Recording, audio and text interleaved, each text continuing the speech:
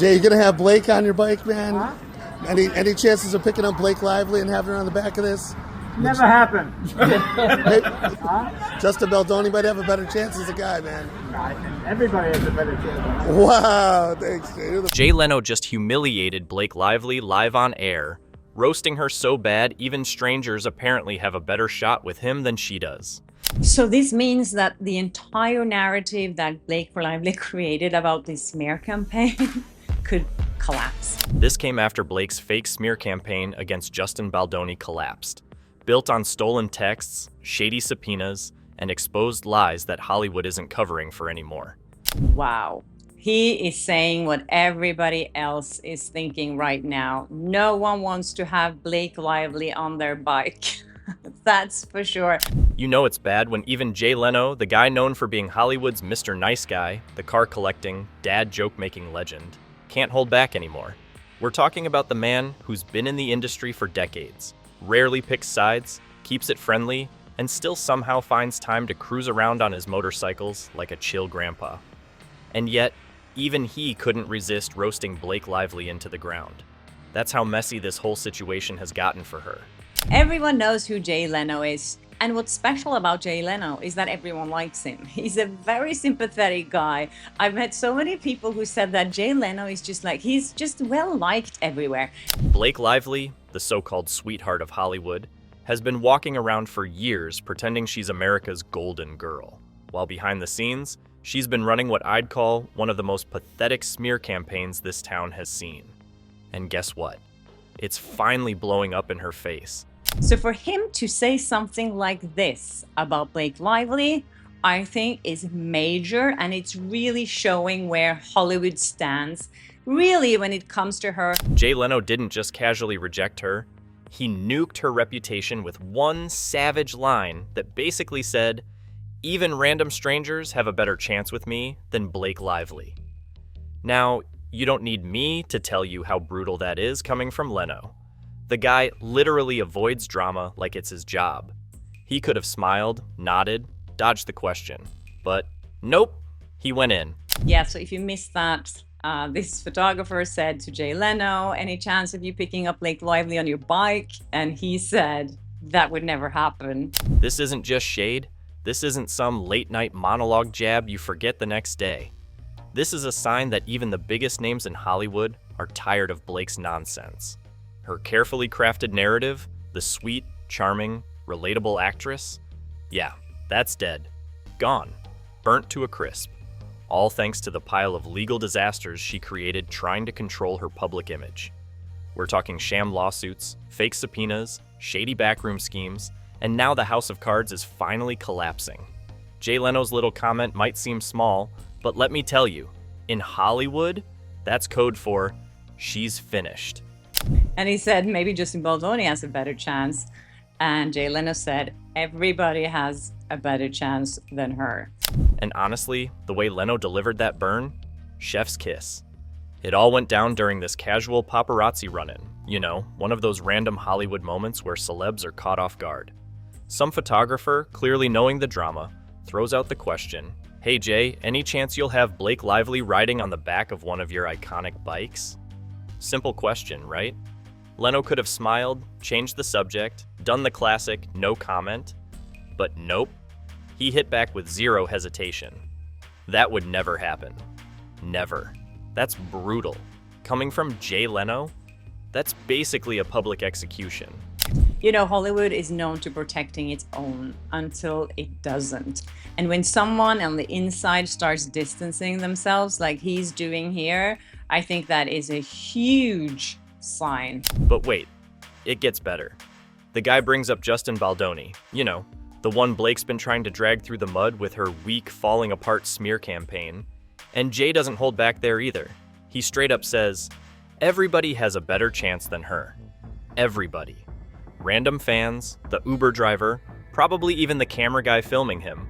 Everyone's apparently more likely to get a ride with Jay Leno than Blake Lively. That's the level we've hit, folks. She's officially that unwanted. You know your PR game's dead when the nicest dude in Hollywood is casually roasting you to paparazzi like it's nothing. Little little digs at her on talk shows, but not really anything like this. So thank you, Jay Leno, for being honest. And don't forget, Leno's not some guy known for stirring the pot. He's built a reputation as the don't rock the boat type. The guy's famous for keeping his head down, staying away from celebrity drama, just vibing with his car collection. So for him to take this kind of public shot at Blake, that's huge. It means even the behind-the-scenes crowd, the A-listers who usually stay neutral, are done pretending. Blake's name? It's toxic now. But let's not act like this came out of nowhere. Blake Lively's been cooking up disaster behind closed doors for months, maybe even years. You want to talk about manipulation? Let's get into the Van Zandt mess, the absolute joke of a legal strategy that's unraveling right in front of us. At the center of this whole thing is a phony lawsuit filed by Blake's shell company, Van Zandt. Yeah, because when your reputation's falling apart, apparently the solution is to create a shady company with your name slapped on the ownership papers, cook up some fake lawsuit, and hope no one notices. Everyone noticed. Are you following the Justin Baldoni, Blake Lively drama? Yeah, no, that just seems silly to me. I don't know. I can't say. California is on fire. I don't know how many people are coughing through the flames trying to follow Blake Lively. The lawsuit itself? Total scam. They filed it against 10 unnamed individuals. Yeah, they didn't even bother naming real people, just John and Jane Does. All so they could justify sending a shady subpoena to Stephanie Jones, an ex-employee from Jones Works. That subpoena wasn't about justice or accountability. It was a sneaky way to dig into private information, specifically to get their hands on Jennifer Abel's personal phone. And what did they find? Texts, emails, private conversations, all the usual stuff people like Blake love to weaponize in their fake victim narratives. Because Van Zandt and Blake Lively's team don't want anyone to see the subpoenas that were sent to Stephanie Jones. Just to remind everyone, what happened was that a company called Van Zandt all of a sudden sued 10 anonymous people that they call Joe Does or Jane Does. And here's the real kicker. The lawsuit dropped like a bad habit the moment they got the data. Gone. Vanished. No follow-up, no court battle, no real legal fight. Because it was never about justice. It was about silencing critics and controlling the narrative. Plain and simple. Blake's fingerprints are all over this scam, and reports have been flying around linking both her and her husband, Ryan Reynolds, to Van Zandt's ownership. So spare me the shocked reactions. They weren't just aware of this shady operation, they orchestrated it. Because he collects cars and he's very into cars, and he's always being so nice to people. He's always waving, making jokes. I could just feel his vibe as well when I went to this screening of this movie. It's honestly embarrassing how sloppy they were. You'd think if you're going to run some backdoor legal scheme, you'd at least try to cover your tracks. But nope. The moment this blew up, the connections started surfacing. Ryan Reynolds, supposedly Mr. Nice Guy in his own right, tied to this mess right alongside Blake. They thought they could run their little puppet show in the dark, pulling strings, leaking private info, sabotaging reputations, all while playing the victims on magazine covers. But the mask's slipping, the lies are catching up, and even Jay Leno's not buying it.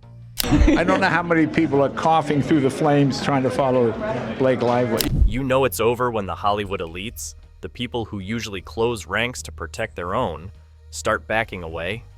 The bike snub? That wasn't just a funny line. It was a signal. Jay Leno doesn't waste his breath on nonsense. When he casually lets the world know Blake Lively isn't welcome on his bike, or in his circle, it's because even behind the scenes, people are jumping ship. The fake lawsuits, the weaponized subpoenas, the desperate attempts to control the press, it's all unraveling, and Blake's been exposed for exactly what she is. He came over afterwards and offered me popcorn if I wanted to share his popcorn. The way he was talking to everyone, I was like, okay, Jay Leno is a really, really cool guy. You know what's hilarious? Jay Leno saw this whole Blake Lively train wreck coming from miles away. Months before he publicly roasted her into oblivion, People already tried getting him to weigh in on her little legal disaster. It happened during one of those movie press events where celebs sit around pretending everything's perfect while the PR machine burns behind the scenes. Some reporter slid in a question about Blake's legal mess, hoping for a soundbite, and Jay? Man, his reaction said it all. But now Jay Leno has made his stand, and he's definitely not Team Blake Lively. He dodged that thing like a pro. You could practically see the discomfort crawling across his face. The man looked like someone just asked him to babysit a raccoon. He didn't defend her. He didn't show support. He barely acknowledged the situation, and honestly, that silence was deafening. Jay Leno doesn't do controversy, yet even then, he couldn't bring himself to fake support for Blake Lively.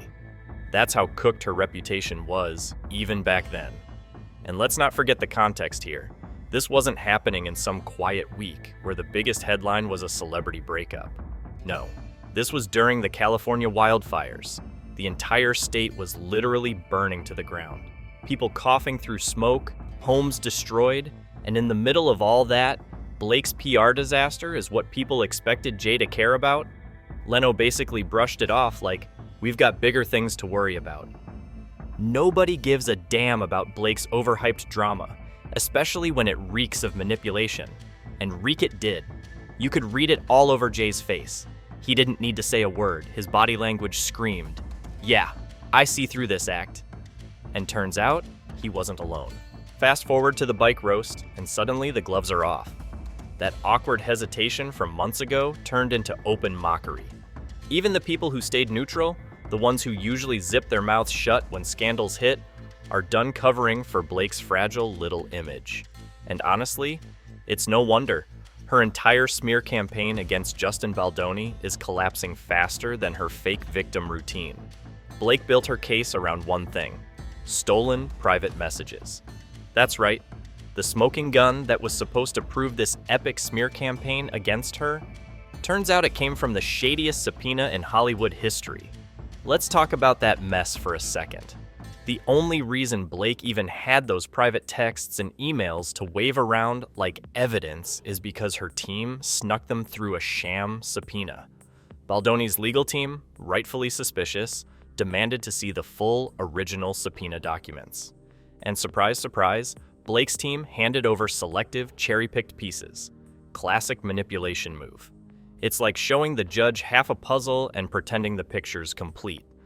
But now Justin Baldoni's team, and obviously Jennifer Abel, who owned the phone, is saying, we want to see the documents that ended up with you guys sending a subpoena to Stephanie Jones, and we want to see the original subpoena that was sent to Stephanie Jones, because I think Jennifer Abel never even saw a subpoena. But here's where it gets worse for Blake. If the court rules that subpoena improper, her so-called evidence gets tossed out like last week's gossip magazine. That's not just embarrassing, it's devastating. Her entire smear campaign hinges on that stolen data. No data, no case.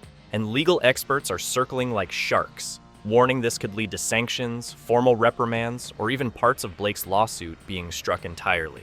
Imagine spending all that money, all those legal gymnastics, just to end up right back at square one with your fake narrative crumbling at your feet. And then also Blake Lively's team is making sure that they're distancing themselves from Van Zandt and saying they're a third entity, they're a completely different company. We really have nothing to do with that. But Blake being Blake, of course she's trying to spin this disaster. Her team's in full panic mode, doing everything they can to distance themselves from the one thing connecting all these shady dots. Van Zandt. Yeah, the same sketchy shell company Blake cooked up to run her little subpoena scam. Now, suddenly, they're claiming Van Zandt is an independent entity. Please, that's like me saying my Instagram account has nothing to do with me. The paperwork's out there. Public records have already exposed the links between Van Zandt, Blake, and Ryan Reynolds. They might as well have signed the subpoena with a Sharpie. Regarding Van Zandt did not come from Van Zandt directly. It came from Blake Lively's team, who I'm sure are very good at cherry-picking things, as we know. And it doesn't stop there. The law firm originally representing Van Zandt, Zuckerman Speeder. You can practically hear the dramatic music when that name comes up. They're facing their own pile of ethics violation allegations. they've been accused of abusing privileged legal access, violating a joint defense agreement, and basically weaponizing inside information for Blake's benefit. It's like a legal soap opera, except the villains are real, the plot twists are lawsuits, and the audience? Yeah, we're loving every second of it, so now it's all unraveling. The fake subpoenas, the shady legal tactics, the desperate manipulation, it's turning into a tangled mess Blake can't control. Her team's scrambling, the courts are catching on, and even the Hollywood elites, the ones who usually stick together, are turning their backs. Jay Leno's subtle disapproval wasn't just personal, it was the first crack in the facade. And now, that facade's collapsing in real time. At this point, Blake Lively's reputation is tanking faster than one of her husband's Netflix movies. And honestly, it's been a long time coming. Jay Leno may have been the first big name to publicly roast her, but trust me, he's not alone. The late-night circuit? They're having a field day. Comedians have been sliding in subtle jabs left and right, and the best part? Blake can't do a damn thing about it. See, the thing with Hollywood is they love to protect their own until they don't. For years, Blake walked around with that carefully polished, relatable girl-next-door image. The red carpet smiles, the interviews where she acts like she's just so down-to-earth. Married to Ryan Reynolds, living the dream. But all it took was one legal disaster, one shady subpoena scandal, and suddenly the cracks are showing. And now, even the insiders, the publicists, the producers, the big shot executives who normally circle the wagons and defend their own, have gone radio silent. That fake little Hollywood bubble Blake thought she was safe inside? It popped. No more damage control, no more friendly faces, just awkward glances, quiet distance, and everyone waiting to see how hard she crashes. Meanwhile, on the other side of this mess, Justin Baldoni's supporters are feeling vindicated. For months, they've been dragged through the mud by Blake's team. They've watched her parade around with stolen messages, pretending she's some innocent victim of a grand conspiracy. But now, legal momentum's shifting. People are realizing her so-called evidence is built on fraud, shady backdoor tactics, and straight-up theft. The public's catching on, too. You can't fool everyone forever, especially when the receipts start leaking. Blake's smear campaign? It's not built on facts, it's built on fake subpoenas, stolen data, and more manipulation than a reality show reunion episode. Her lies are unraveling, and honestly, it's beautiful to watch. But let's talk about how bad this is about to get for Blake. We're talking full-blown legal domino effect. It starts with that sketchy Van Zandt subpoena, the one she used to snatch private messages and build her weak little narrative. If the courts deem that subpoena a fraud, she's cooked, gone, done. Because without that stolen data, Blake loses the only so-called proof backing her smear allegations. And it gets better. Jennifer Abel, the woman whose private messages were ripped from her phone like it was a Black Mirror episode, has filed a motion to compel full disclosure. Blake's team could be forced to hand over every shady communication, every sneaky backdoor conversation, every thread that ties this whole scheme together. Imagine the meltdown happening behind Blake's closed doors right now. Because without admissible evidence, she risks the entire case being dismissed. Forget playing the victim, forget the magazine covers. She's facing sanctions, legal humiliation, and settling under terms so bad it'll be career suicide. And let's not forget the publicist in this disaster, Leslie Sloan. You know, the same Leslie who allegedly threatened witnesses with information her team shouldn't have even had yet. Turns out Blake's crew got their hands on those private details before the subpoena was even valid. That's how desperate they were to control the narrative. So desperate they couldn't even follow basic legal timelines. Now they're all implicated. The legal bills are stacking up, the lies are exposed, and even Blake's beloved New York Times expose, the one she clung to as proof of her victimhood, is at risk of being discredited. You can't build your case on stolen receipts and expect it to hold up. The second the courts start peeling back the layers, it's over. And let's be real, this all circles back to Jay Leno's viral burn. Because Jay, he's not reckless. He's Hollywood's nice guy, the man with the spotless reputation, the one who waves at neighbors, fixes cars, avoids drama like it's the plague. So when Jay Leno decides to toss shade, that's calculated. That's a signal. His bike snub wasn't just a funny line, It was a wake-up call to the entire industry. It screamed, "We're done protecting Blake Lively." From the outside, it looked like a simple joke. But on the inside, that's years of frustration boiling over.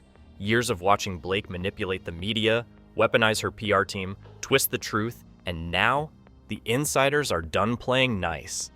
The shady shell companies like Vanzin, the desperate legal dodges, the laughable denials, it's all out in the open. Blake thought she could run her little empire behind the scenes, pull the strings, control the press, but the scandal exposed every dirty tactic she relied on. Now, the fallout's only begun. Hollywood's not a charity, and once your image is beyond saving, they'll drop you faster than your husband drops sarcastic tweets. Blake's carefully curated persona? Toast. The insiders know it. The public knows it. And worst of all, Blake knows it. Because when even Jay Leno, the most drama-averse smile and nod, let's all get along legend in Hollywood, publicly roasts you on camera, the end isn't near. It's already here. Blake's Hollywood mask is off, and trust me, it's only downhill from here. Subscribe for the real truth, not Blake's version.